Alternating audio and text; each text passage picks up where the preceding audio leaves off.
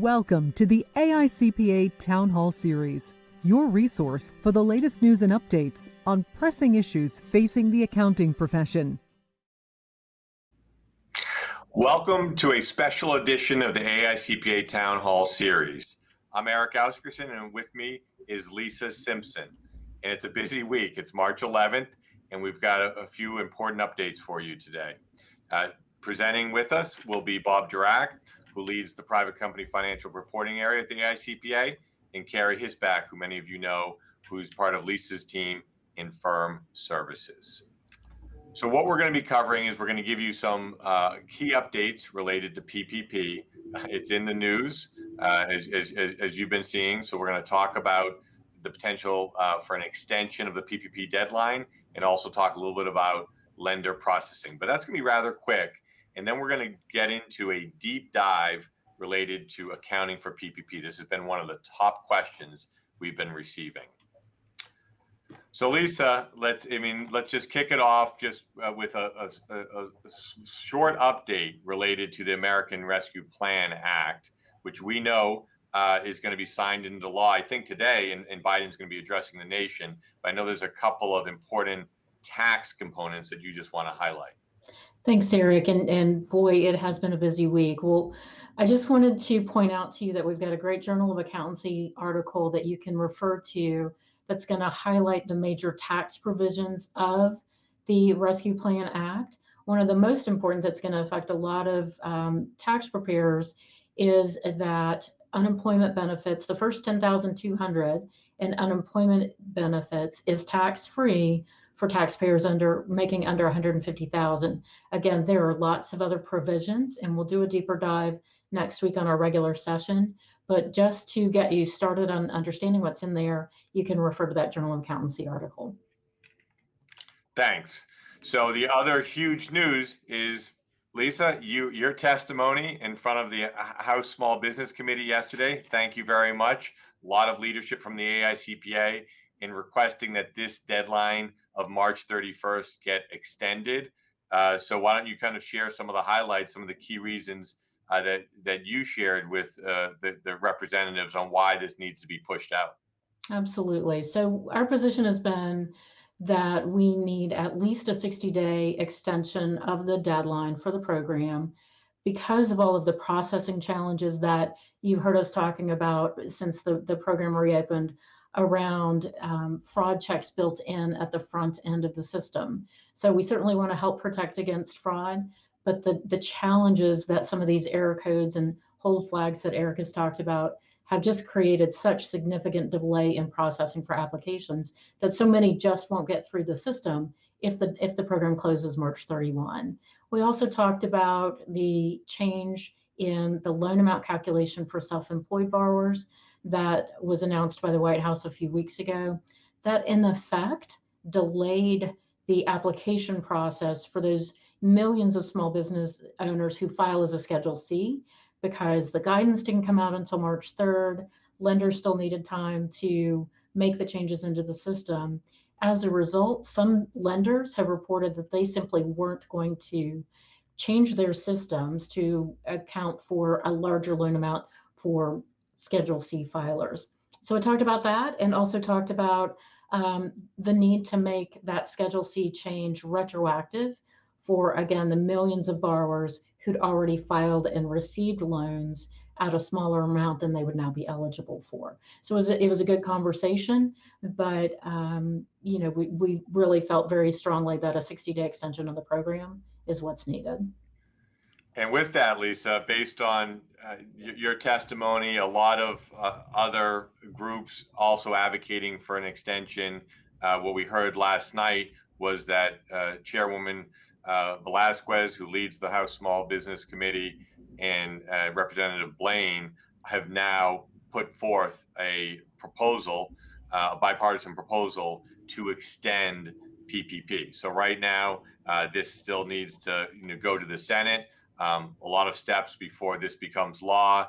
But what we understand is that this proposal is to extend the date 60 days and also provide 30 days after that deadline for the final processing of applications. So we'll talk more about this next week, but it looks like things potentially are headed towards an extension of the PPP deadline.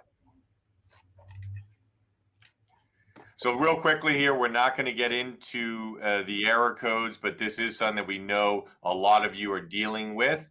There's 3 different areas where these can occur. It's in getting the application into the SBA system, an API validation error, and then there's a couple of different steps once you're inside the SBA system where things can be held up by one of those 65 validation flags. Twice a week, we have a more in-depth session related to our portal and some of these error codes. There's a slide at the end here that gives you information related to attending those biweekly sessions.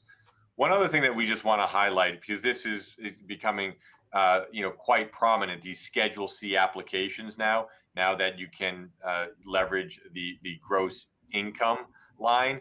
It's very, very important that your clients know that the draft Schedule C return that they're filing with their PPP application, that is the return that they should be filing for tax purposes. They are certifying that these documents are true and accurate, and there will be third-party reviews of all of this. I know there's a safe harbor provision and things like that, but there's no safe harbor if someone is filing a false Schedule C. So Lisa, is there anything you want to add related to this? We've given you some references to where the certification has been pointed out in IFRs and applications, and I just strongly encourage you to make sure that the information you're using to file these applications is what is intended to be filed on the tax return. Thanks. So one last slide here before we move into the accounting for PPP update. Here's the numbers as of Sunday, March 7th. Our partner, our fintech partner, Biz2Credit, does have the most loans approved in the country. I think we also have the most loans funded in the country. And what you can take away from here is that there's still a lot of money left, $120 billion left. That will absolutely support a lot of Schedule C filings. So it looks like there is plenty of funding, and with this extension, there's going to be more opportunities, not just for the Schedule C, but the other thing that probably will occur, and we're going to have to watch this, is that there'll be an opportunity for people that filed a Schedule 1 a Draw 1 in 2021 to do a Draw 2. So, and there's still discussions about making these Schedule C changes that Biden announced retroactive. So that's another thing that we'll have to watch. So Lisa, is there anything else that you want to add before we move into the accounting for PPP? We're on time here. This is a special edition, so we try to make these special editions a little bit briefer than the weekly live town halls. I think you did a great job. Thanks, Eric. Thank you. So with that, let's bring Carrie and Bob Durack up. So Bob, welcome, Carrie, and we'll let you take this next section away. Thank you. Great, thank you, Eric. Earlier, as Eric went through the agenda, he mentioned that we get all derivatives of the question, how do we account for PPP frequently? And in the past, we have typically referred back to a Journal of Accountancy article, which covers the technical questions and answers that go over 4 options for accounting for PPP. We get a lot of particular questions about those options, and today we are excited to have Bob Durack with the Center for Plain English Accounting to go over one particular method. We have a full example to walk through, and with that, Bob, take it away. Thanks, Carrie. Appreciate it, and it's great to be here. I really appreciate the opportunity to talk about these PPP loans. And on the next slide, we at the Center for Plain English Accounting for the past year have been dealing with many questions when it comes to all of the A&A issues related to the pandemic. Our members ask those questions through our inquiry service on our webcasts, and many of those are about these PPP loans, how to account for them, how to audit them, how do I present them in the financial statements. And so, as Carrie mentioned, there are a number of approaches to account for these loans. What we're going to talk about now is one approach, the debt model, which from what we can make out from talking to our members is a very popular approach to doing the financial reporting for these PPP loans. So we'll go over some journal entries using this example. In this example, typical case, we have a commercial entity that received a $100,000 triple P loan on June 1st of 2020. 1% interest rate comes to about $83 a month in interest. They are a calendar year-end entity, 12/31 financial statements. And after that year end on February 1st, they were notified that their triple P loan was forgiven. So let's go to the next slide and start taking a look at the entries. Pretty common sense stuff for us accountants. If you're getting the loan, you're going to debit the $100,000 to cash, and you're going to credit a liability for that debt for $100,000. Every month, we'll make the journal entry to record the interest, debiting interest expense for $83 and crediting accrued interest for the same amount. Now we'll go to the next slide where we'll look at the forgiveness. As I said, February 1st comes round. They've been legally released from the debt, and so therefore they can take it off their books. So they will debit that loan liability for the $100,000. They will clear out the accrued interest for $666. That reflects all the months of accrued interest, including January of the 2021, since they were forgiven on February 1st. And then they will credit the forgiveness, the income amount of $100,666. Okay, let's move to the next slide, because this is a question that we get all the time at the Center for Plain English Accounting. And it's a typical situation where an entity is following the FASB ASC 470 debt model to account for their triple P loan. They're a calendar year-end entity, 12/31. At 12/31, they still have the loan on their books as a liability. But subsequent to year-end, whether it's January, February, March, they've received notification that they've been legally released from the triple P loan debt. So the question is, well, can I reflect that forgiveness in my year-end financial statements? Because we haven't issued those statements yet. The auditor hasn't issued their report yet on those financial statements.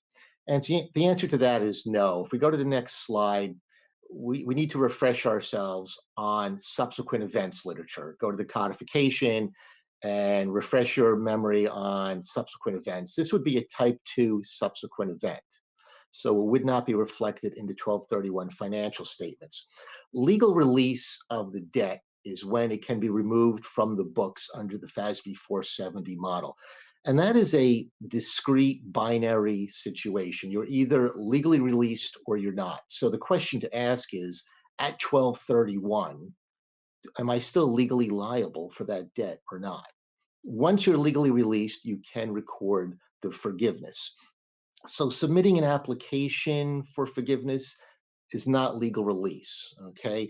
And then a lot of our members come back to us and say, well, then my expenses and my income related to the loan don't match. All the expenses that the loan was meant for are on my books in 2020, but yet the forgiveness, the income portion, is on my 2021 financial statements. What about the matching principle? There's no constitutional right to the matching principle. Nowhere in the FASB codification, certainly not in 470, are they going to say that the matching principle needs to be followed. So that's how it is under 470 and with the subsequent events guidance. Moving on to the next slide, we get many questions then from our members that say, well, how do I know when I'm legally released from my triple P loan? What is legal release? And as an auditor, one would need to follow certain procedures, take certain auditing steps to ascertain that. So they'll look for debt cancellation notices. In normal debt situations, you might look for release of collateral. Not the case here with triple P loans. You may need to confirm legal release with the lender or the bank. Sometimes we'll see letters from a bank to a borrower, and they can be fairly ambiguous and vague when it comes to the language. So just getting a letter from a bank may not necessarily mean that the entity's been legally released from the debt. Sometimes it might involve having to consult with legal counsel to really determine where legal release is. And I think going forward, hopefully this will become more clear as the process of forgiveness keeps moving forward. We'll go to the next slide, because now, after looking at the accounting for the PPP loan, our next topic would be, okay, how do I present these loans on my financial statements? How do I present it on the balance sheet, the income statement, the cash flow statement? So right off the bat, let me say that there is no authoritative gap when it comes to how to present a forgivable loan in the financial statements. So that means professional judgment's going to have to be exercised here. There are multiple opinions, multiple approaches to how this can be done. I present here how the CPEA thinks it's best done, but that's only our position. It doesn't invalidate other positions. So if we're following the debt model under ASC 470, our classification on the balance sheet will depend on the facts and circumstances. If the entity intends to repay the PPP loan, well, then they would classify the debt in accordance with the repayment terms, the contractual payment terms, in accordance with 470. Now, if they intend to seek forgiveness of the PPP loan, which would be, I think, in most cases, then we at the CPEA feel that an entity can make a policy election. They can either choose to follow the 470 approach and classify the debt in accordance with the contractual payment terms, or they can choose to take that portion that they expect to be forgiven and classify that as current debt, assuming that the application for forgiveness will occur in the current operating cycle or it has already occurred. Okay, and then any other amounts that you don't expect to be forgiven would be classified in accordance with the contractual payment terms. Going to the next slide, we'll take a look at the income statement presentation.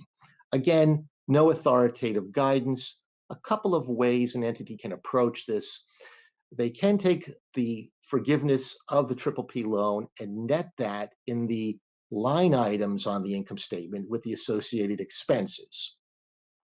There's a logic to that. Another approach is simply to record the forgiveness as a separate line item in the P&L as an item of other income. That's the approach that we prefer at the CPEA. Just like any other debt where it's extinguished, you would record the gain, show it as a line item in your P&L. I think that approach has the benefit of making things clearer to a user of the financial statements. They can see what the amount of forgiveness was. Under the first approach, it might be a little trickier to understand what the total forgiveness amount was. And I think it also might affect comparability when you're looking at the income statement from one year to the next. And then finally, on the next slide, we go over what the presentation is on the cash flow statement. So the initial proceeds of the PPP loan would be a cash flow from a financing activity. And then the forgiveness would be a non-cash financing activity. Now, to get the cash flow statement to balance, which is always fun, you'll need to deduct the non-cash gain from net income, similar to what we do when we're handling depreciation expense. And then finally, on the next slide, we talk about disclosures. Nothing special here when it comes to PPP loans. Follow, under the debt model, the disclosure requirements in ASC 470, meaning that you'll need to disclose general information about the PPP loan. The amount of the loan, the maturity date, the interest, the repayment terms, the amount that's outstanding at the balance sheet date. And also you'll include the PPP loan in your disclosure that has that 5-year schedule of debt maturities. We provide an example disclosure in a PDF that you can access by following the link at the bottom of this slide that I think does a pretty good job for an entity that's following the debt model of including all the disclosures that you would probably want to put in there in your financial statements. So hopefully that's provided some good guidance to you for when it comes to this debt model approach to these PPP loans. As I said earlier, the CPEA has been doing a lot of work when it comes to A&A issues related to the pandemic. We've issued many reports. We've covered it in many webcasts. All of that material is available on our website for our members. If you're not a member of the CPEA, please go check out our website. I think you'll find a lot of good reasons there why joining the CPEA makes good sense. So that covers it for me, Carrie. I'll let you take the rest of the program. Great. Thank you so much, Bob. That was a very good demonstration of how simple CPEA tries to make these technical topics. I know that was a lot of information, so please feel free to refer back to these slides. As Bob mentioned, there is also a sample disclosure report available at aicpa.org/SBA. And also, when using the CPEA's recommendations, also, as Bob mentioned, please be sure to also use your judgment in what works best for your client or your particular situation. With that, Eric, it is back to you. That was a great session. Thank you very much, Bob Durack. We look forward to having you on future town halls. And Carrie, thank you for organizing that. So now Lisa and I are going to clear out some of the resource slides and talk about next week.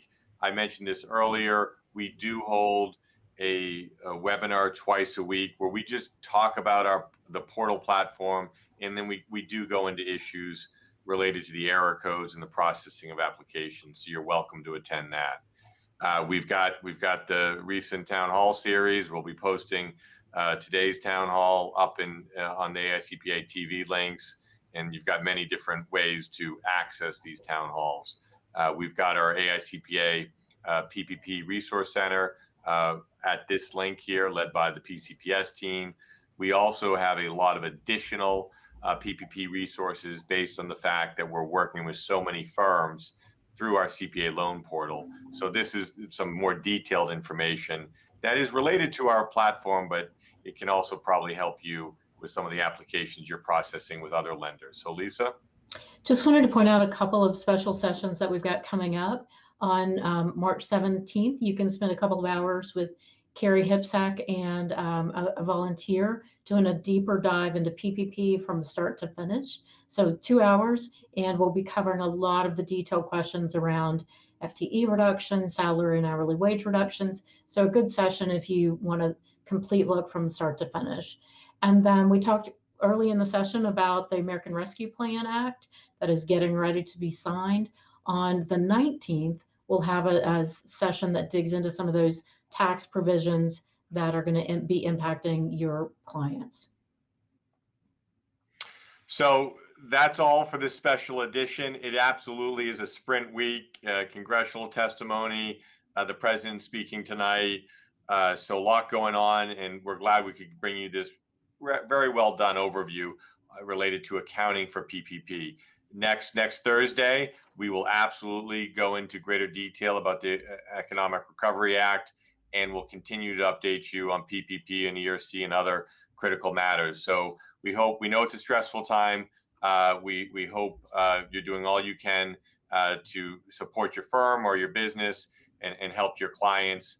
We appreciate this time with you, and we look forward to being with you next Thursday, March 18th. Hope you all have a good weekend. Thank you.